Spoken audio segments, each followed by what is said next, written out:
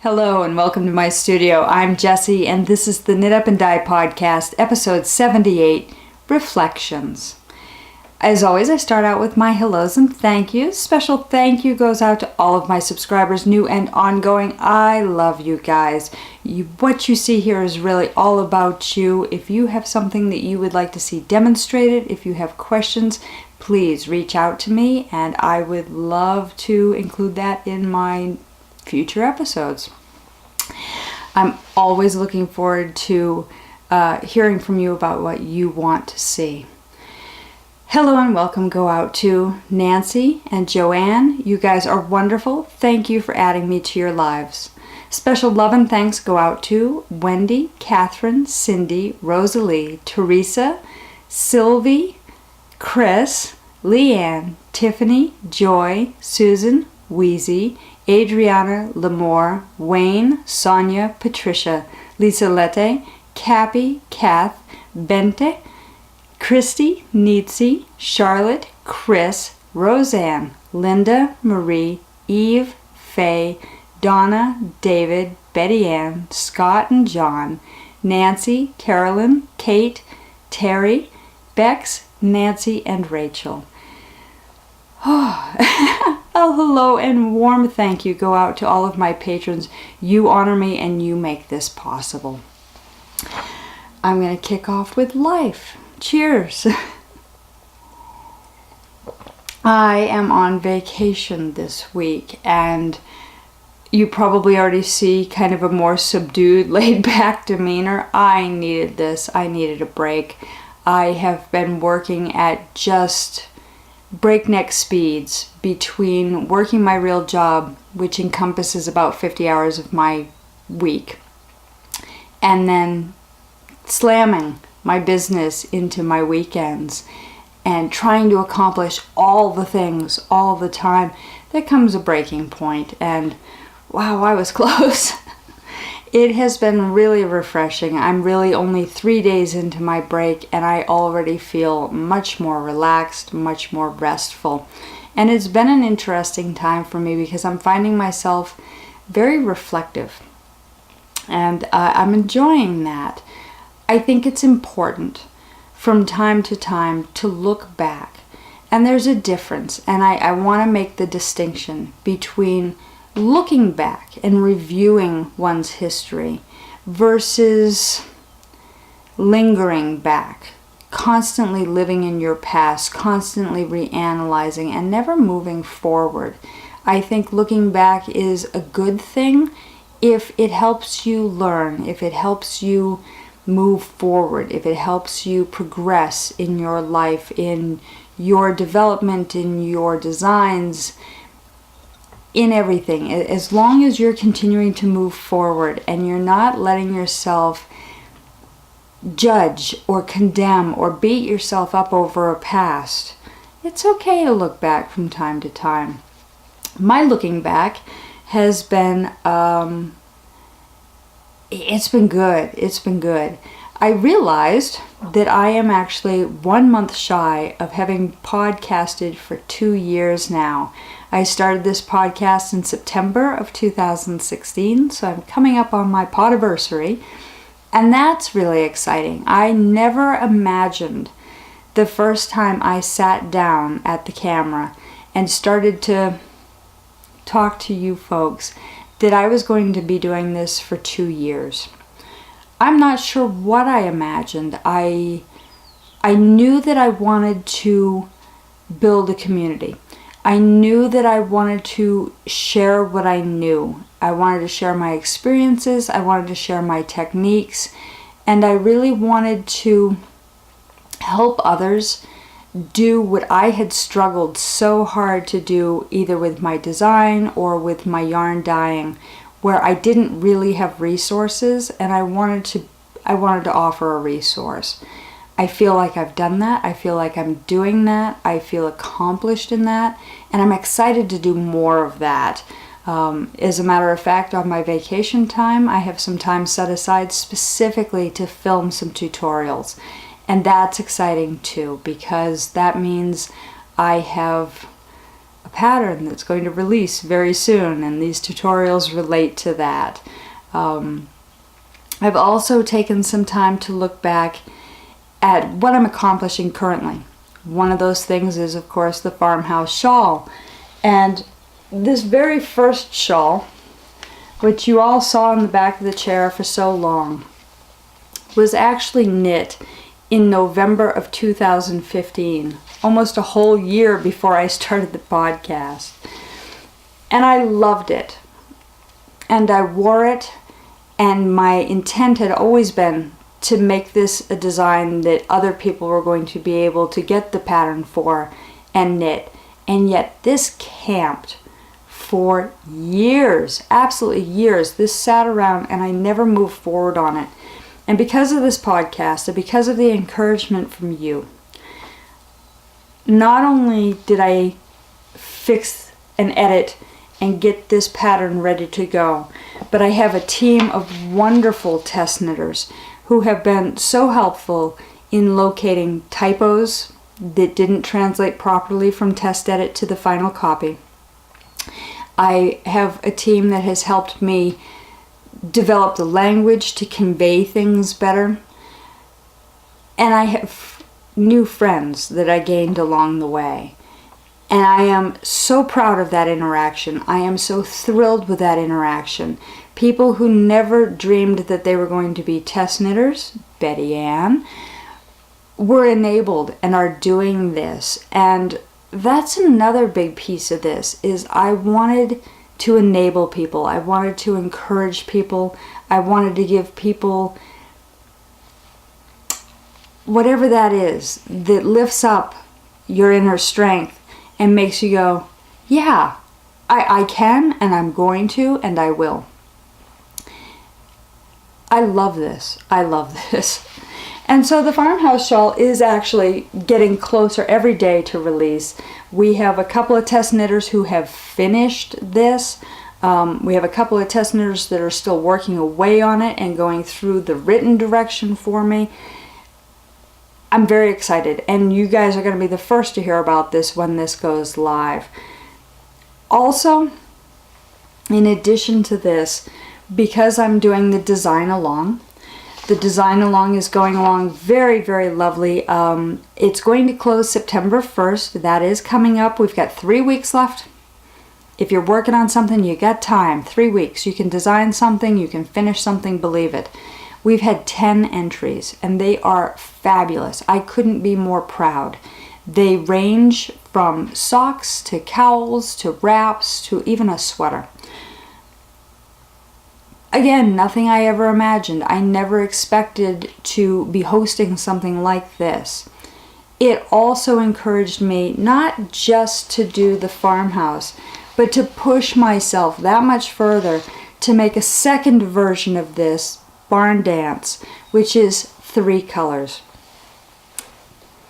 So through this interaction, I've gained. And looking back at this progression excites me. It gives me a glimpse of what 2 years from now can and will be. That's amazing when you get to kind of be an oracle and look forward and go, we can do this. Look what we can do. Barn Dance, I am right at the point where I get to start my applied lace. And because I'm at that point, and because it changes the direction of your knitting, I'm stopping right here. As much as I want to start clicking and getting that applied lace on, I'm stopping at this point so that I can film a tutorial of this. I think it's important. I think it's a new technique that I know it confused me, and I'd love to get that on film so that other people can reference this, whether they do the farmhouse shawl or the barn dance. They can stop and they can look at a quick tutorial that says, okay, at this point in the pattern, this is what we're doing, this is what we're conveying, and having a visual reference, not just a written reference to go on. I am thrilled with the way this is coming out. I really saw this as a challenge, and I really struggled with it. There was a lot of graph paper. There was a lot of colored pencil action. to get the stripes in where I wanted and still be cohesive against the original design. I hope you guys love it too. Just a sneak peek of where I'm at. It's so big on the needles. Let's see if I can't get this stretched out a little bit so that you can see where this went. Principal photography is gonna have to wait. My husband is off on his motorcycle camping trip and he's the photographer, so it's not done yet. The applied lace will go on, the tutorials will be filmed, and then we'll do photography, and then I need test knitters. Actually, I don't need test knitters. I've had people reach out to me already. I think I'm in a good place. If you're scrambling, if you would like to be one of the test knitters, notify me and I will see what I can do. I think there's always room for more. There's always room for more. We'll find a way. Do it.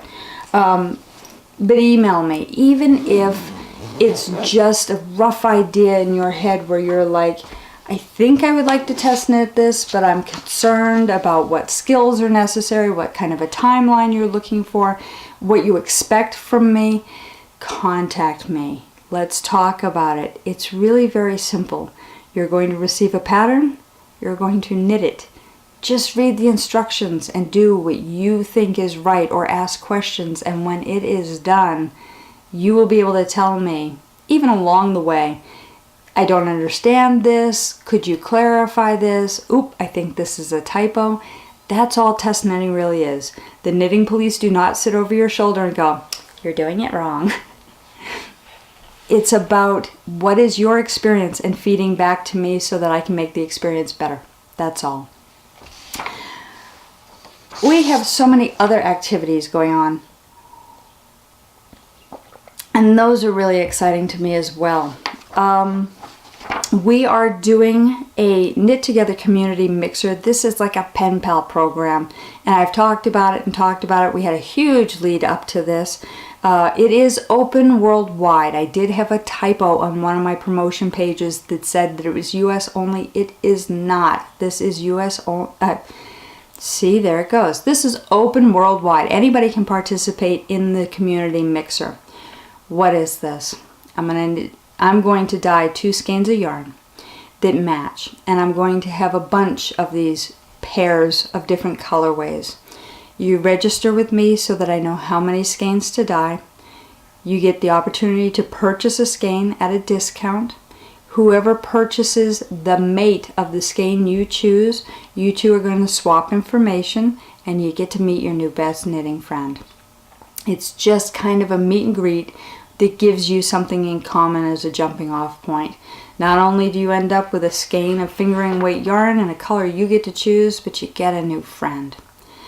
We also are doing an ornament exchange. Oh, the mixer registration is open until August 24th, so if you're thinking about it, get on over. The link is at the end so you can click on it. Get on over and register. We need to know what the head count is on this. We're also doing an ornament exchange this holiday season. This is going to be fun, and the response to this has been great. This is unfortunately closed to the United States only, just for the inaugural year. Let me get all the kinks sorted out before I start sending stuff around the world and losing people's hard-worked craft. I really want to make sure that we get all the problems ironed out, and then we will open it up. I promise. I know that was a disappointment to several of you. We do have 13 people registered already. I'm very excited about that. Registration is open until September 1st. And it's not a huge commitment. It's not a huge commitment. Have I started my ornaments yet? No, I've done a couple tests and I've played around with some ideas. I have other ornaments that are already being shipped to me by some ambitious ladies, thank you ladies, who are very excited. What this ultimately is you're going to craft 6 ornaments. Anything of a yarn, fiber, relation. Whether you knit it, you crochet it, you could weave it if you wish. But they're little Christmas ornaments and you make 6 of them. I'm going to receive them and I'm going to distribute them around the group, kind of leapfrog style, so that everybody ends up receiving an assortment of 6 back. We do have a registration fee on that. It is $7. That is going to cover your shipping and more. There's always an and more. You're going to receive some bonus stuff. If you're interested in that, go over to dyemonkeyyarns.com, click on the Ornament Exchange page. Registration is right there. You can pay right there, and we would love to have you. Again, this one is US only, and I will be opening it up for next year because I believe very strongly that this is going to be really a wonderful, heartwarming exercise for all of us to receive handcrafted ornaments from people all over, have an assortment, and have that unique, warm gift come in at the holiday season. I'm looking forward to this. I really think this is a wonderful thing to have this kind of exchange happen. Please, if you're thinking about it, come join us. We'd love to have you.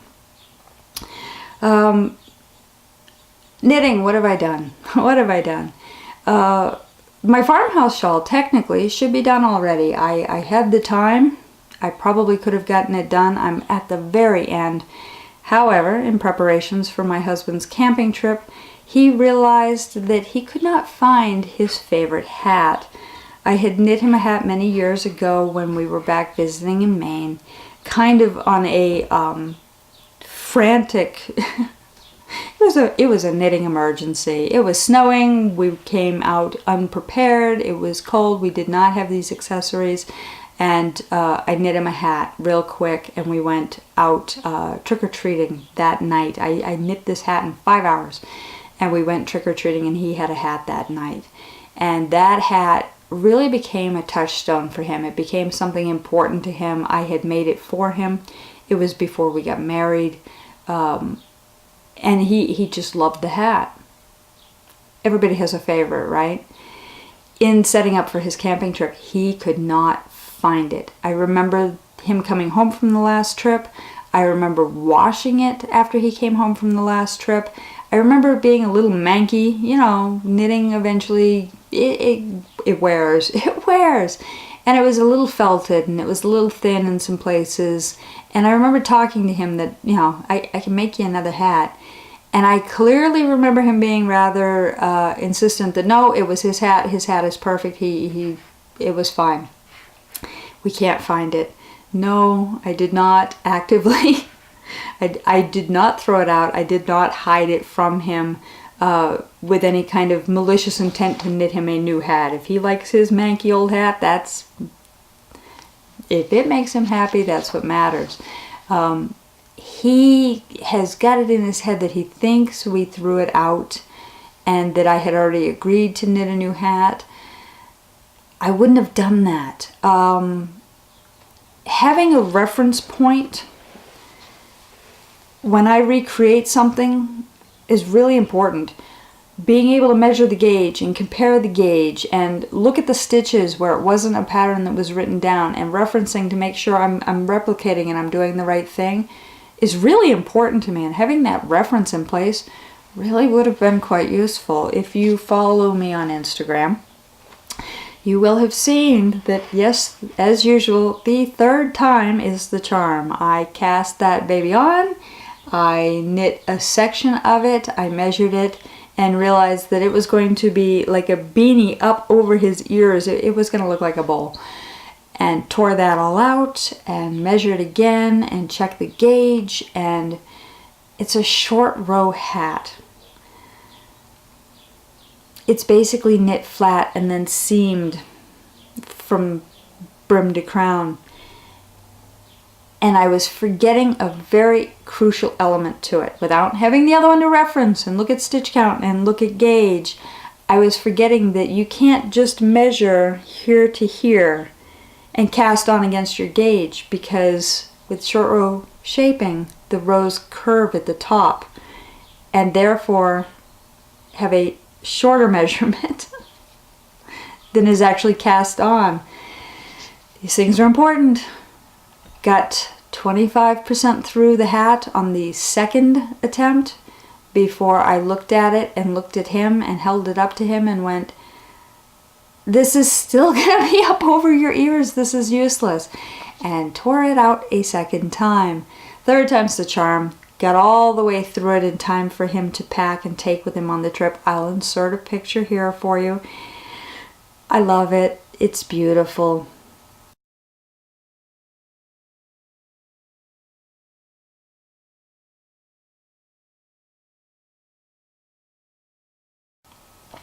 He loves it. It fits him perfectly. He packed it right up and was very proud to take his brand new hat with him. We don't know where the other one is. I suspect as soon as he comes home and starts to pack all of his equipment back away, we're going to stumble on it. And it'll be a laugh. It'll be a good comparative point.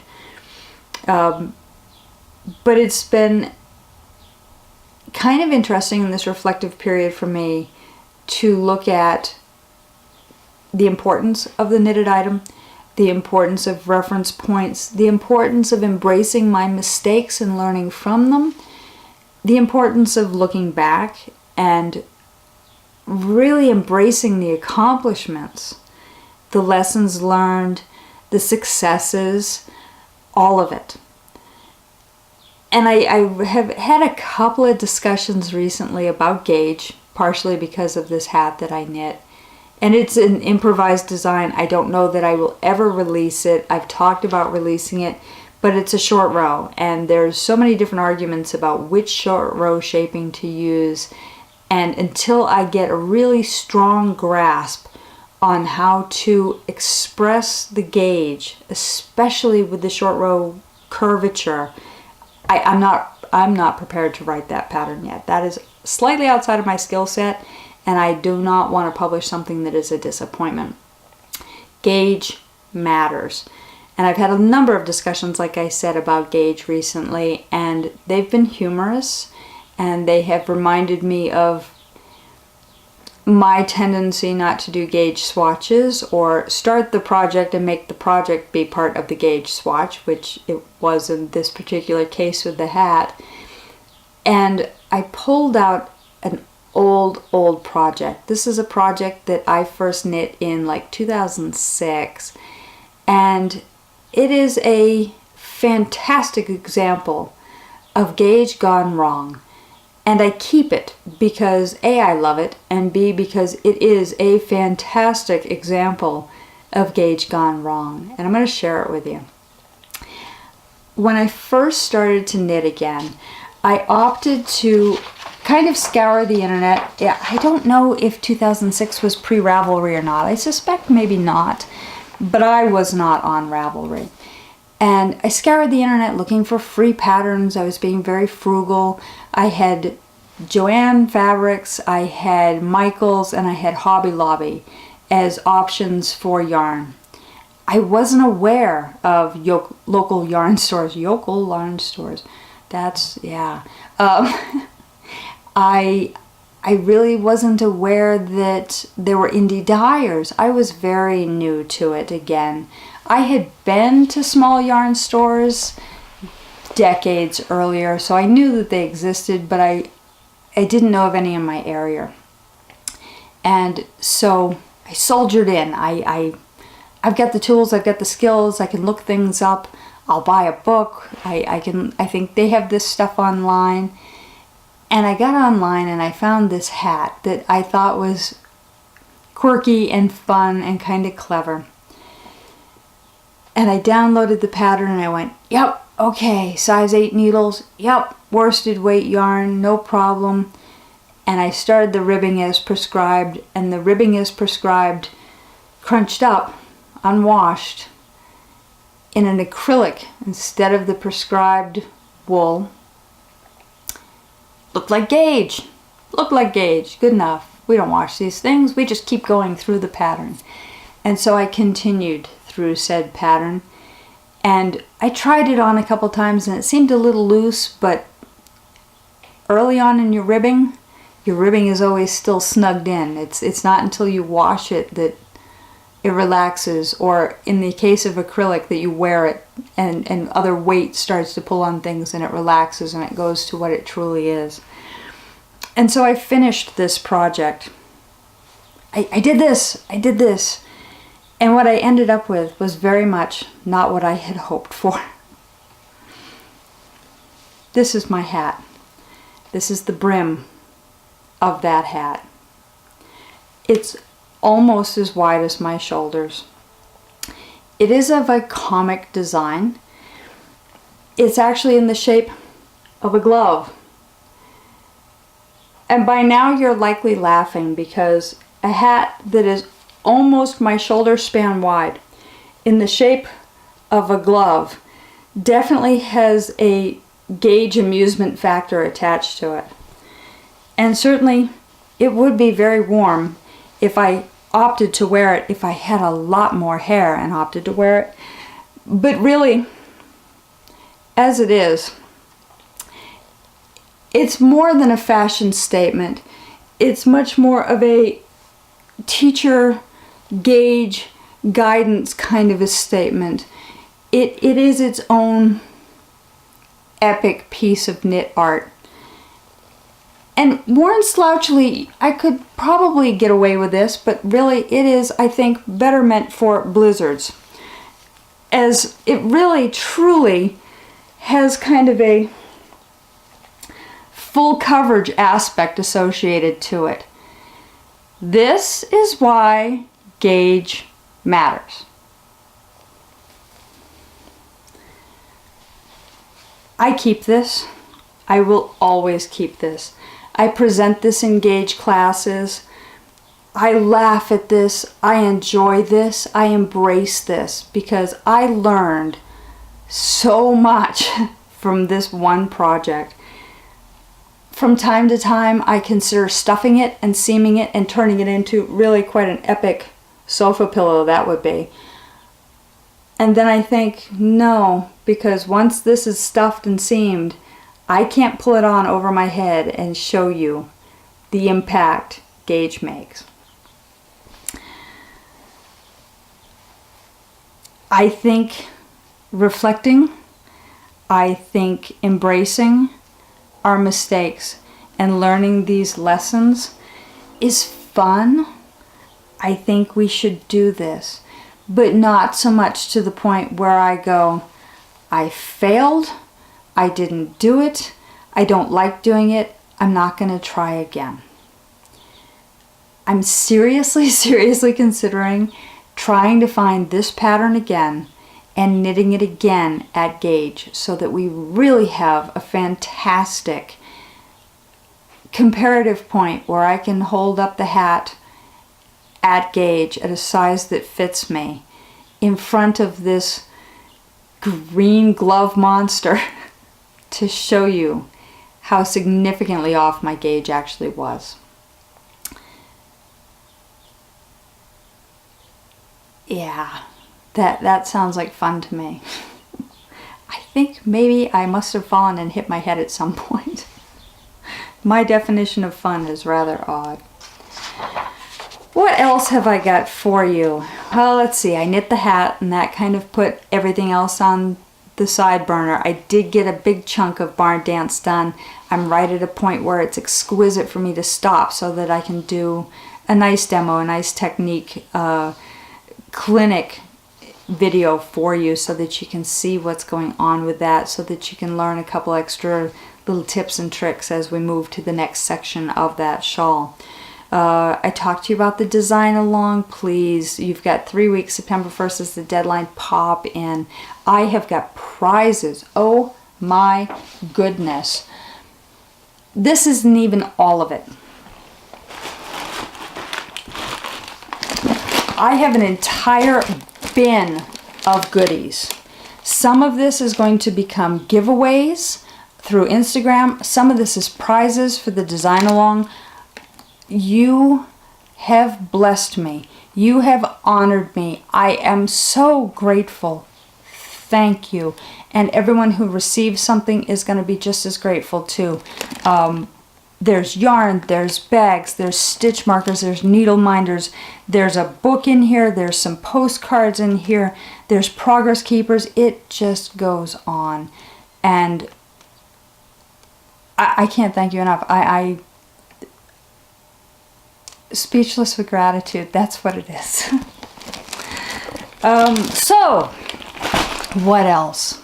That's going to get sorted out. I'm going to have some prizes all sorted out.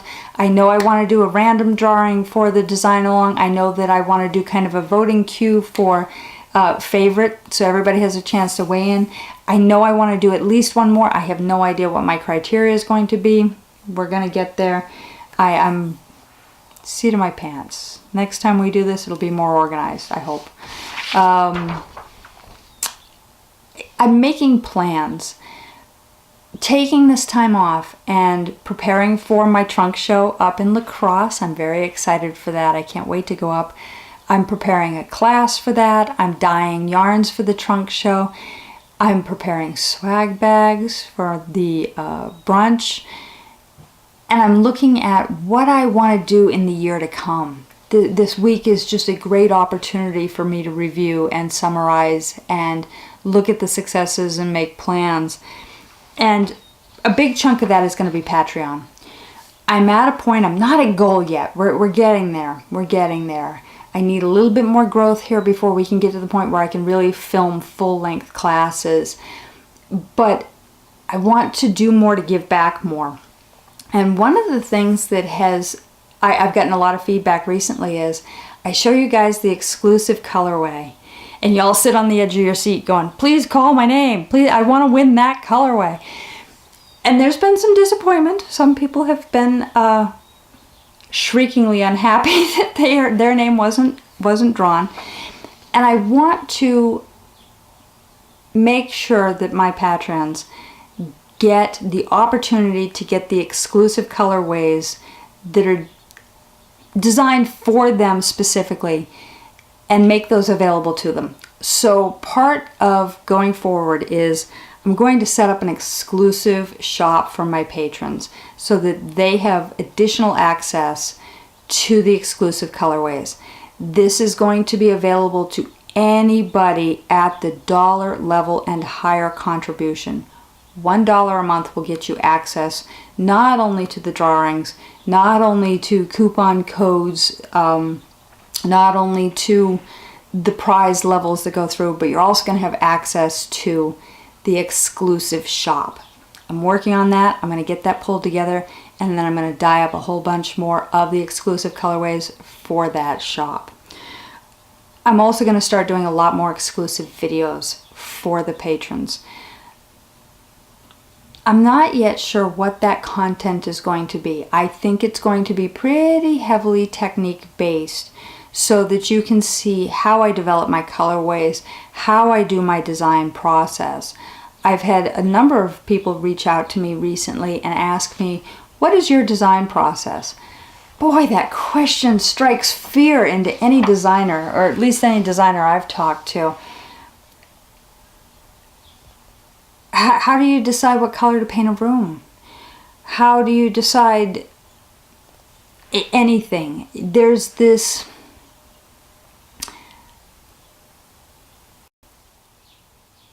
uncommunicatable thought process that is a series of images and emotions and concepts. It is spatial. It is derived out of color and light and sound, and it's so hard to put into words what happens when I design. I'm looking at my experience a lot more closely at the spark and what the spark was, what the trigger was to make me say, okay, I want to design this.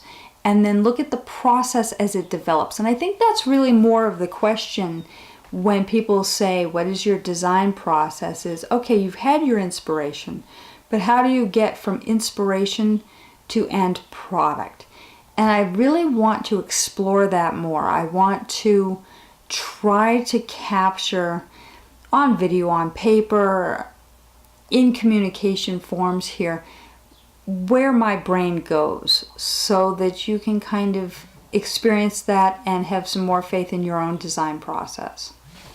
So those are the plans. That's where I'm thinking I want to be and where I want to go, and I am always open to suggestions about what you want to see here on the podcast, what direction you'd like to see this take, what things you'd like to see added.